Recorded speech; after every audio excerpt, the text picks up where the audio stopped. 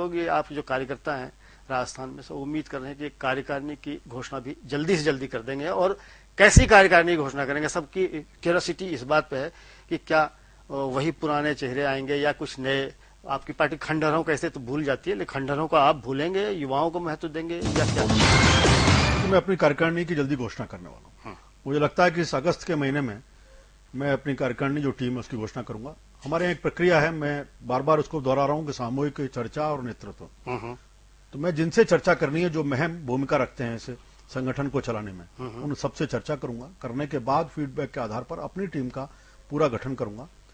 सम्मिश्रण मिलेगा। मैं चाहता हूं कि जो कार्यकर्ताओं में जोश का संचार हो, इसलिए भागदौड़ करने वाले जोशीले लोग जो संगठन की रीढ़ को समझते हैं और जनता में एक रक्त का संचार कर सकते हो। आपकी पार्टी के लोग जानना चाहते हैं कि 40-50 साल के युवा आपकी टीम में हैं या 70-80 साल के खंडहर? आपको मैं इतना कह सकता हूं कि उम्र के बंधन को छोड़ करके पूरी तरह से युवा परिपक्वता की टीम इसमें होगी। युवा परिपक्वता, बहुत अच्छी बात, बहुत अच्छी बात आपने कही। अब हम आगे के सवाल पे आते हैं। पिछले चुनाव, 2 चुनाव में हार के बाद, खासकर लोकसभा चुनाव में हार के बाद, पार्टी में राष्ट्रीय स्तर पर यह मंथन हुआ कि बीजेपी को हिंदुत्व का एजेंडा फिलहाल त्याग देना चाहिए। एक अध्यक्ष नाते आपकी क्या तकलीफ? हिंदुत्व का एजेंडा भारतीय जनता पार्टी की मूल सोच है। उसको न त्यागने का विषय है, न त्यागने का प्रश्न है। आज भी, कल भी और आने वाले समय में भी भारतीय जनता पार्टी उस मुद्दे को लेकर चलेगी। उसके लिए जो एक गलतफहमियां समाज में बन पाई, हम ढंग से नहीं समझा पाए, उसको समझाने का काम हम करें। हमारे एक दर्शक ने एक सवाल भेजा है कि Bharatiya Janata party party with difference नहीं, पार्टी इन डिफरेंस है। आप क्या कहेंगे? मैं सहमत नहीं हूं। ये देखिए, जब परिवार बड़ा होता है तो छोटी मोटी कहीं राय की विमतता मिल जाएंगी, लेकिन हम फिर भी कहते हैं कि पार्टी विद डिफरेंस है भारतीय जनता पार्टी। अपनी कार्यशैली के आधार पर, अपने विचार के आधार पर और नेताओं की परिपक्वता के आधार पर भी, इन सब मुद्दों पर देखें तो देश में भारतीय जनता पार्टी बाकी दलों से भिन्न मिलेगी। एक दूसरा सवाल जो किशन पोल बाजार से हमारे किसी व्यक्ति ने भेजा है कि बीजेपी के शासनकाल में भ्रष्टाचार चरम पर था, इस पर आपकी टिप्पणी? मैं सहमत नहीं हूं इससे।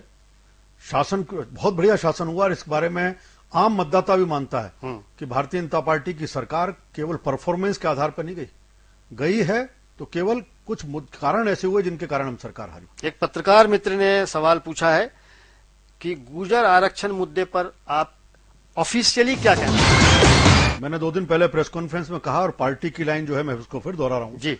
भारतीय जनता पार्टी ने स्पष्ट रूप से कहा है कि 2008 में जो आरक्षण का विधेयक इस राजस्थान की विधानसभा ने सर्वसम्मति से पारित किया, जिसमें भारतीय जनता पार्टी, कांग्रेस, सीपीएम, बसपा, निर्दलीय सब लोगों ने किया और उसमें किसी प्रकार का विमत नहीं था, कोई नोट ऑफ डिसेंट नहीं था। उस विधेयक को तुरंत राज्यपाल महोदय साइन करें, कानून बनाएं। इससे राजस्थान में सामाजिक सौहार्द का वातावरण बनेगा। मुझे लगता है, वैसे तो आपके प्रश्न से जुड़ता हुआ है लेकिन थोड़ा सा लगे, कि आज इसके माध्यम से राज्यपाल महोदय की भूमिका भी एक चर्चा का विषय बनी है।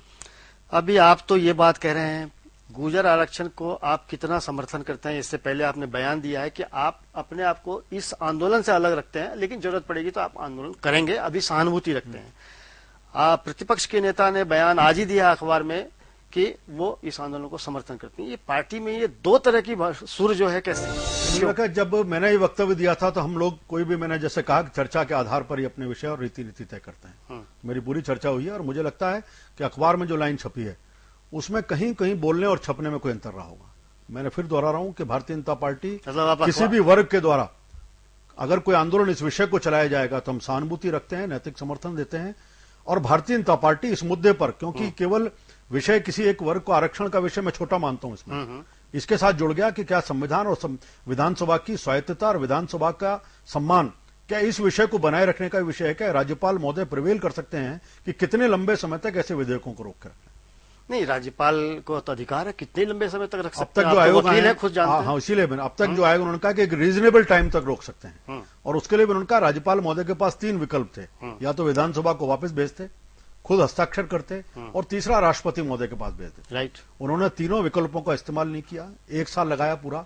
अब राजस्थान के इस वातावरण को बिगाड़ने के लिए कोई जिम्मेदार है तो वर्तमान कांग्रेस सरकार, मुख्यमंत्री जी और राज्यपाल महोदय।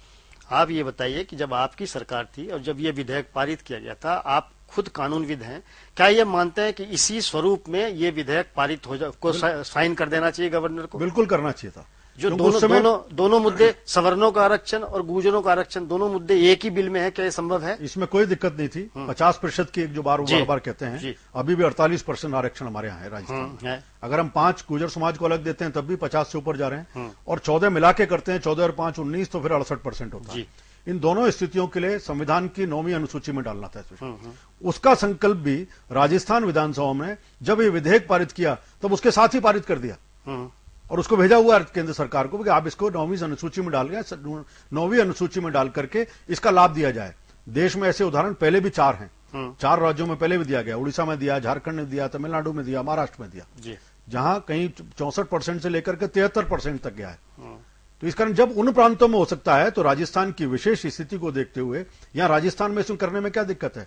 अब वर्तमान में राजस्थान में कांग्रेस की सरकार है और केंद्र में भी कांग्रेस की सरकार। कांग्रेस अगर 5% गुर्जर आरक्षण पर राज्यपाल से दस्तखत करा ले और 14% को अलग मुद्दा समझकर रख ले तो आपको उसमें क्या ऐतराज? मुझे लगता है कि अब बाइफर्केशन करना कहीं ना कहीं उनकी मंशा को, दूषित मंशा को प्रकट करता है।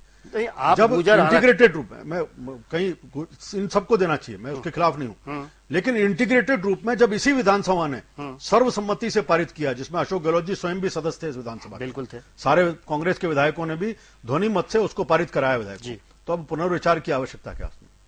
इसके माध्यम से हम फिर एक वर्ग संघर्ष खड़ा करेंगे, फिर एक राजस्थान में आंदोलन खड़ा करेंगे, 5% करेंगे, 14 को डेफर करेंगे, फिर वो वर्ग आंदोलन करेगा।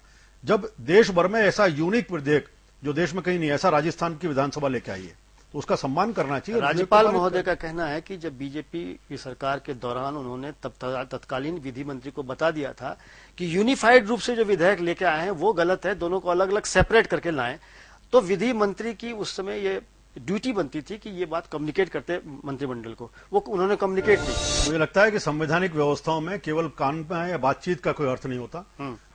राज्यपाल महोदय के पास अधिकार था, वो अपनी अनुशंसा और अपने कमेंट्स के साथ इसको विधानसभा को भेज सकते थे। उन्होंने इस दायित्व का निर्वहन नहीं किया। किसी व्यक्ति को, विधि मंत्री जी को भी अगर कान में व्यक्तिगत बातचीत में कुछ कहा है, इसका एक बार विधेयक पारित होने के बाद कोई महत्व नहीं रहता। चलिए, अंतिम सवाल अरुण जी, क्यों समय बीता जा रहा है, आपको अध्यक्ष बनाने के पीछे आरएसएस की एक भूमिका महत्वपूर्ण रही है। आप आरएसएस के आशीर्वाद से अध्यक्ष बने हैं, न कि भारतीय जनता पार्टी के आम कार्यकर्ताओं की सहमति से। क्या कहना है? मुझे लगता है ये विषय आधारहीन है, कोई सब्सटेंस नहीं इसका। भारतीय जनता पार्टी अपने कार्यक्रम खुद तय करती है, अपना संगठनात्मक ढांचा खुद खड़ा करती है, अपने कार्यकर्ताओं की टीम के आधार पर सब कार्यक्रम चलाती है। मेरा निर्णय भी पार्टी के राष्ट्रीय अध्यक्ष ने, हमारे जो नेता प्रतिपक्ष हैं लोकसभा में, श्रीमान लाल कृष्ण आडवाणी, पार्टी के जो वरिष्ठ नेता हैं, इन लोगों ने चर्चा करके तय किया है। संघ इस पूरे निर्णय प्रक्रिया में कहीं नहीं आता। मुझे लगता है एक विषय लगातार चल रहा है, शायद आप मुझे माफ करेंगे मीडिया में, कि हर विषय में भारतीय जनता पार्टी के कामों में संघ हस्तक्षेप करता है कि नहीं करता? नहीं करता। आरएसएस का कोई हस्तक्षेप नहीं रहता। फिर आप भारतीय भवन क्यों जाते हैं? भारतीय भवन में संघ का स्वयंसेवक हूँ, और मैं जब बीजेपी में आया था उससे पहले से संघ की शाखा में जाता हूँ, अध्यक्ष और आगे भी जाता रहूंगा। आप अध्यक्ष बनते ही भारतीय भवन जाते हैं आशीर्वाद लेने? नहीं गया मैं। वहां जिसमें मैं संघ कार्यालय गया था तो आशीर्वाद की बात करें तो मैंने भवन से लिया था, कोई व्यक्ति वहां नहीं थे उस समय। अच्छा, इसलिए मेरा भाव है, मैं अपने घर क्यों गया, आप कल पूछेंगे घर क्यों गया, तो मेरा घर भी वो भी है। आपका कहना है कि आरएसएस का कोई रोल नहीं होता? कोई रोल भारतीय जनता पार्टी के नियमित कामों में किसी प्रकार का हस्तक्षेप भारतीय जनता पार्टी। बहुत बहुत धन्यवाद अरुण जी, आपने हमें वक्त दिया, हमारे स्टूडियो आए और कार्यक्रम में हिस्सा लिया, इसके लिए बहुत बहुत धन्यवाद। कार्यक्रम हम यहीं खत्म करते हैं, लेकिन बीटीवी न्यूज पर खबरों का सिलसिला जारी है। देखते रहिए बीटीवी न्यूज।